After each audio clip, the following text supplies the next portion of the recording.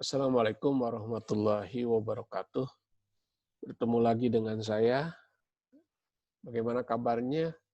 Alhamdulillah, mudah-mudahan senantiasa kita dalam kondisi yang sehat, yang kuat untuk menjalankan berbagai ibadah kepada Allah Subhanahu wa taala.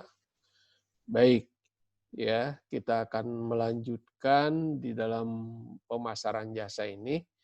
Ya, namun demikian sebelum saya melanjutkan, silakan like dan subscribe serta komen di bawah video ini. Pada kesempatan ini saya akan membicarakan mengenai menyeimbangkan permintaan dengan kapasitas produksi. Ya. Ingat bahwa jasa itu memang permintaannya itu fluktuasi, ya. Sering-sering antara permintaan dengan kapasitas itu tidak sesuai. Oleh karena itu perlu kita bagaimana menyeimbangkan antara permintaan dengan kapasitas. Oke, karena permintaannya tadi fluktuasi, lebih bisa jadi kita bisa rugi karena kapasitas yang nganggur, ya.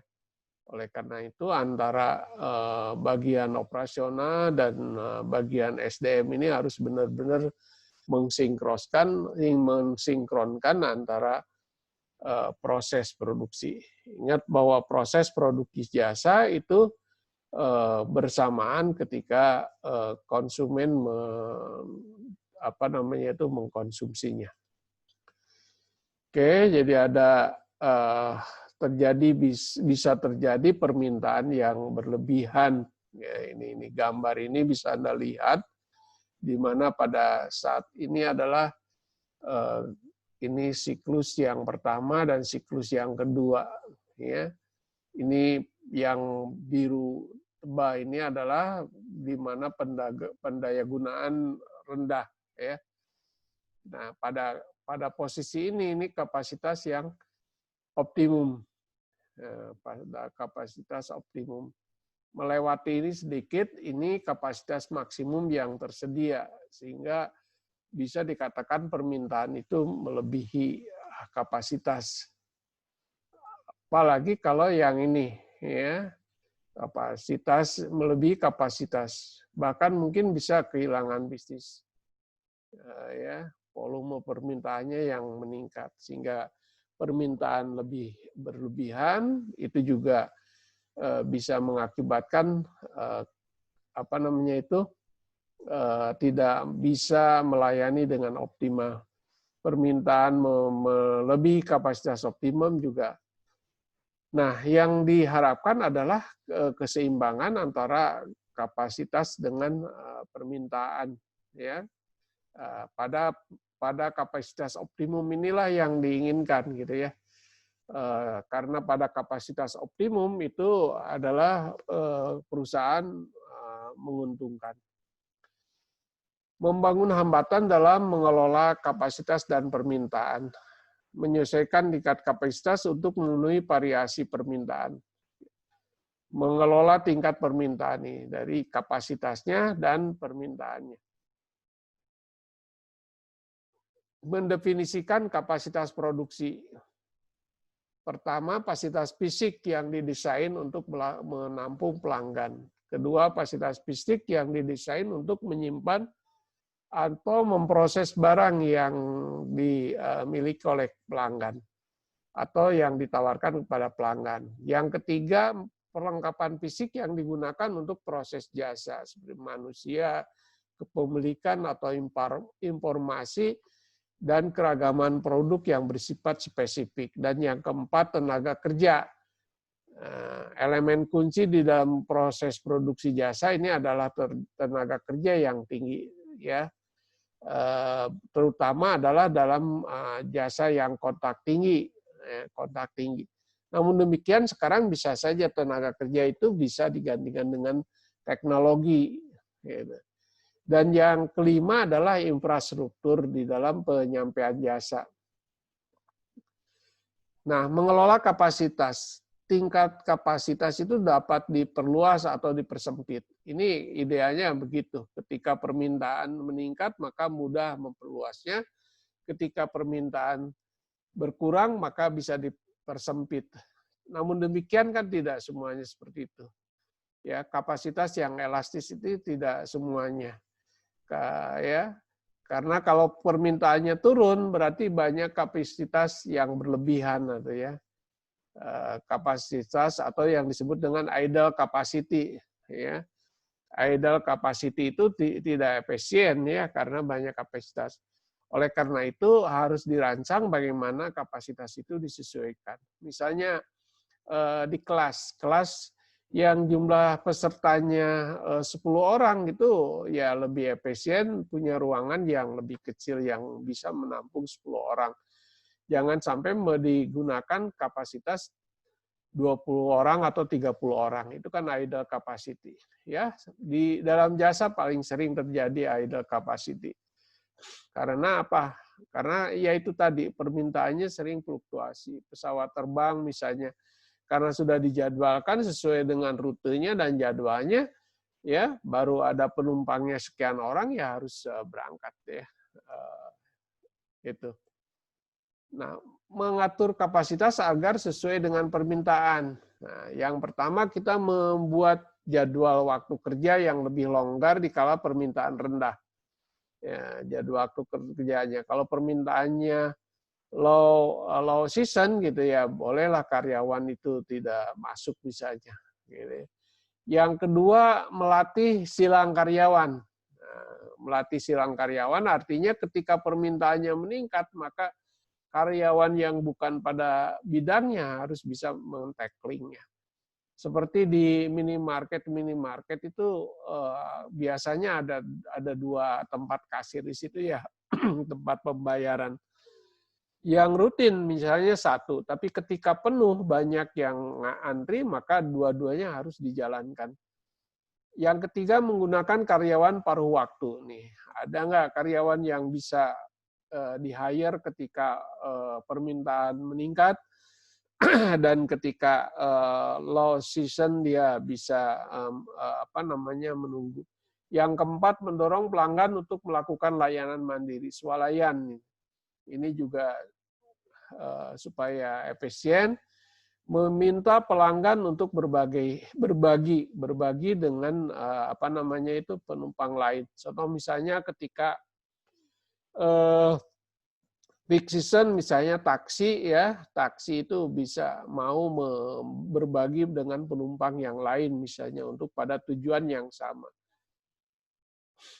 Menciptakan kapasitas yang fleksibel tadi.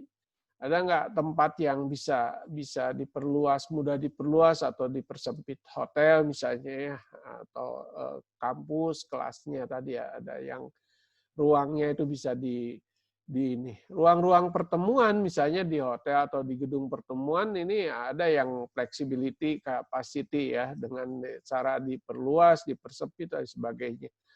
Dan 7 menyewa atau berbagi fasilitas dan perlengkapan ekstra. Kita cari tambahan ya kayak travel gitu ya, travel bus wisata misalnya ketika kapasitasnya meningkat dan memerlukan bis lagi maka dia ngambil dari travel lain atau bis dari tempat lain. Menganalisis pola permintaan. Permintaan bervariasi menurut segmen pasar. Jadi kita harus memahami pola permintaan, mungkin perusahaan menjadwalkan tugas pemeliharaan preventif yang lebih sedikit pada hari-hari di mana permintaan perbaikan darurat yang lebih menguntungkan sudah diantisipasi. Tidak ada strategi penyesuaian permintaan yang akan berhasil jika tidak didasarkan pada pemahaman tentang mengapa pelanggan dari segmen pasar tertentu memilih untuk menggunakan suatu layanan tertentu. Jadi bisa terjadi pasar itu beralih segmen atau pindah segmen atau mungkin suatu saat dia tertarik dengan segmen yang lain. Misalnya di kereta api ada segmen eksekutif, bisnis, ekonomi misalnya. Nah, tiba-tiba permintaan terhadap eksekutif yang kapasitasnya sedikit itu lebih banyak misalnya. Itu bagaimana? Jadi Oleh karena itu harus diantisipasi ya terjadi perubahan semacam itu. Memahami pola permintaan. Dalam rangka untuk secara efektif mengelola permintaan, manajer perlu memahami bahwa permintaan sering berbeda pada segmen. Tadi, fluktuasi acak biasanya disebabkan oleh faktor-faktor di luar kendali manajemen tadi. Cross segmen itu sering terjadi juga ya. Entah karena mungkin sementara, entah karena bisa juga permanen. Contoh misalnya, ya ada akibat dari daya beli yang menurun, bisa aja yang dari segmen eksekutif turun ke bisnis atau bisa juga ke kelas ekonomi gitu ya. Itu masih mengelola permintaan, tidak mengambil tindakan apapun terhadap suatu permintaan, mengetahui sejauh mana tingkat permintaan itu terjadi. Yang kedua, mengurangi permintaan selama periode puncak. Nah, bagaimana mengalihkan permintaan? Yang ketiga, meningkatkan permintaan selama periode rendah. Jadi ketika periode puncak kita mengurangi permintaan. Misalnya dialihkan kepada kolaborasi dengan kompetitor. Dan bagaimana meningkatkan permintaan itu pada periode rendah, low season. Yang keempat, permintaan persediaan menggunakan sistem antrian. Ini dengan antrian. 5, permintaan persediaan menggunakan sistem pemesanan sederhana, reservasi misalnya. Oke, ya, jadi ini bagaimana elemen bauran pemasaran dapat digunakan untuk membentuk pola permintaan. Ya, ketika situasi kapasitas berlebihan, kapasitas tidak mencukupi, misalnya ini dengan elemen-elemen bauran pemasaran kita gunakan seperti harga, ya, promosi itu untuk itu. Jadi contoh harga ini, cara bagaimana menyeimbangkan penawaran permintaan adalah dengan menggunakan penetapan harga. Harga moneter dari suatu jasa efektif sebagai perangkat pengelolaan permintaan. Misalnya dengan cara kita melihat ketika permintaan menurun nih, memberikan diskon, memberikan promo-promo, itu diantaranya dengan supaya orang tertarik. Atau bisa juga dengan tambahan produk atau jasa ya, dengan cara ketika turun maka si konsumen diberi tambahan. Variasi produk diperlukan dengan tujuan untuk menarik keragaman kebutuhan kelompok pelanggan yang sama, menjangkau segmen pelanggan yang berbeda atau keluarga. Jadi kita punya banyak varian. Memodifikasi tempat dan waktu pengantaran layanan. Tidak ada perubahan, waktu divariasikan ketika layanan tersedia, menawarkan layanan kepada pelanggan di lokasi baru. Misalnya kita punya outlet baru. Promosi dan edukasi. Perubahan dalam penetapan harga, karakteristik produk, dan distribusi harus dikomunikasikan secara jelas untuk mendapatkan respon atas variasi dalam elemen bauran pemasaran. Menginformasikan pelanggan secara menyeluruh mengenai pilihan mereka. Jadi promosi dan edukasi harus jelas, ya, mengedukasi dan mempromosikan produk dan layanan yang baru ya, atau variasi produk yang baru. Inventarisasi permintaan melalui sistem tunggu dan antrian. Pertama dengan meminta pelanggan untuk menunggu.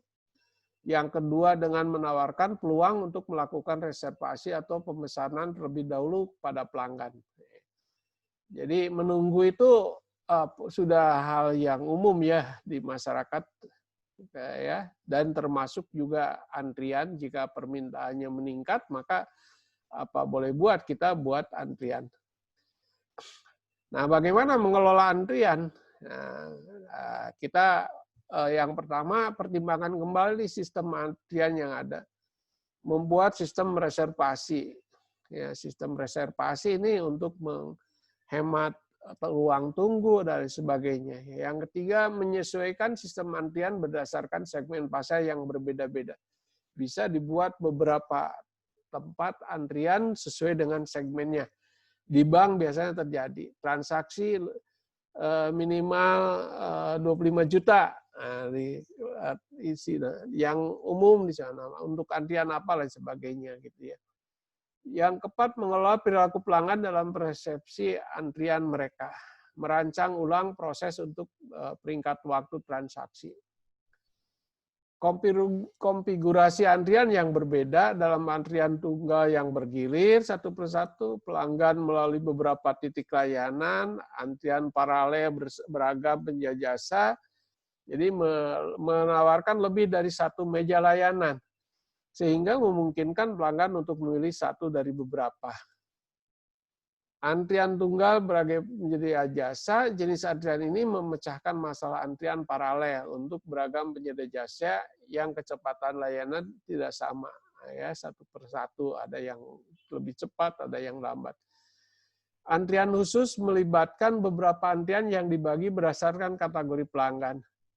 Antrian dengan nomor, ini pelanggan berdiri menunggu karena mereka akan dipanggil berdasarkan nomor giliran. Ini yang sudah umum dilakukan. Ada daftar tunggu, ada 4 langkah umum dalam daftar tunggu. 1, tempat duduk biasanya di mana jumlah pemesan disesuaikan dengan ukuran meja. Yang kedua, tempat duduk VIP yang VIP melibatkan pemberian hak istimewa bagi pelanggan khusus. 3, tempat duduk pesanan yang dibuka. Yang 4, reservasi rombongan besar. Antrian virtual, strategi antrian virtual merupakan cara inovatif untuk tidak lagi harus mengantri secara fisik. Ini sekarang kayak mau bikin paspor dan sebagainya ya. Sistem antrian dapat disesuaikan berdasarkan segmen pasar. Alokasi untuk memisah antara antrian dapat didasarkan melalui berbagai hal, kepentingan tugas, durasi layanan, pembayaran harga premium, tingkat kepentingan pelanggan, misalnya bisa diklasifikasikan. Persepsi pelanggan terhadap waktu tunggu, ya, memang waktu tunggu itu secara psikologis menjengkelkan ya, membosankan. Namun yang pertama, waktu kosong terasa lebih lama dibandingkan waktu yang terisi. Yang kedua, mengantri sendirian terasa lebih lama dibandingkan dengan banyak. Ketiga, antrian yang tidak nyaman secara fisik terasa lebih lama dibandingkan yang nyaman. 4, antrian sebelum dan setelah proses terasa lebih lama ketimbang antrian di saat proses.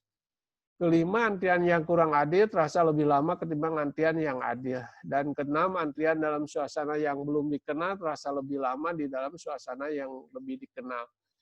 Jadi secara psikologis kita harus di-manage juga antrian itu ya, supaya menyenangkan. Nah, sekarang masih mending ya, mereka pada punya HP, pada punya smartphone, biasanya mereka menggunakan smartphone-nya untuk membunuh kejenuhan tersebut. Antrian yang tidak memiliki kepastian lebih lama ketimbang antrian yang pasti. Antrian yang tidak bisa dijelaskan terasa lebih lama ketimbang yang jelas. Kecemasan membuat antrian lebih lama. Makin berharga atau penting suatu layanan, antrian terasa lebih lama. Ya, jadi silakan di-manage antriannya itu supaya pelanggan kita nyaman, tenang, dan tidak menjengkelkan, sehingga merasa bahwa pelayanannya lebih baik. Inventarisasi permintaan melalui sistem reservasi. Ya, manfaatnya melakukan reservasi: 1, ketidakpuasan pelanggan karena menunggu lebih lama. 2, reservasi memungkinkan permintaan dikendalikan. Ketiga, sistem reservasi kemungkinan pelaksanaan manajemen pendapatan melayani prapenjualan segmen pelanggan yang berbeda. Keempat, data dari sistem reservasi juga membantu organisasi untuk mempersiapkan proyeksi operasional dan keuangan untuk periode masa depan. Strategi reservasi sebaiknya fokus pada hasil. Makin banyak perusahaan layanan yang melihat kasus penerimaan rata-rata yang diterima kapasitas, tujuannya adalah untuk memaksimalkan hasil dalam rangka meningkatkan keuntungan. Menciptakan penggunaan alternatif, karena jika tidak digunakan kapasitas akan terbuang. Jadi tidak semua kapasitas produktif yang tidak terjual harus dibuang sia-sia.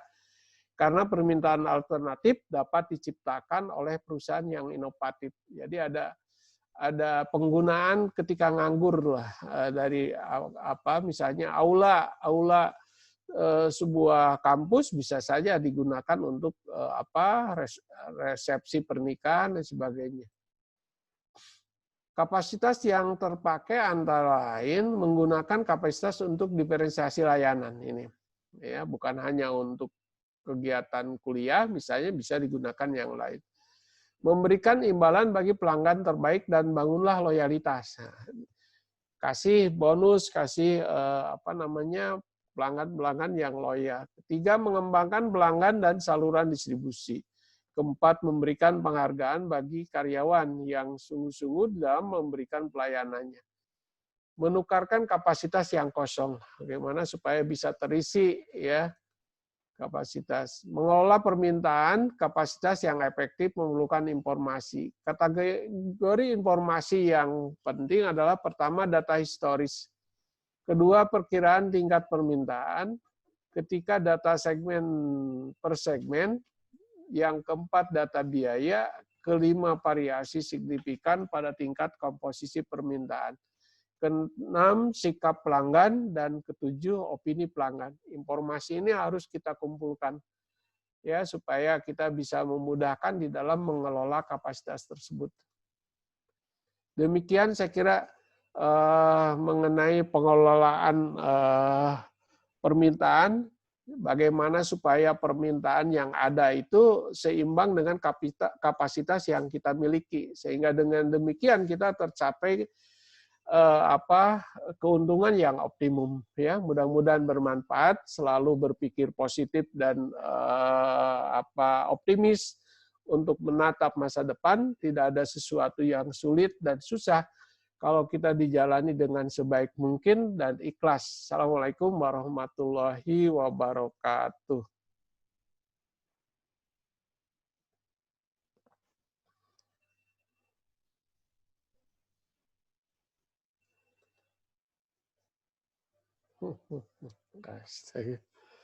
Jadi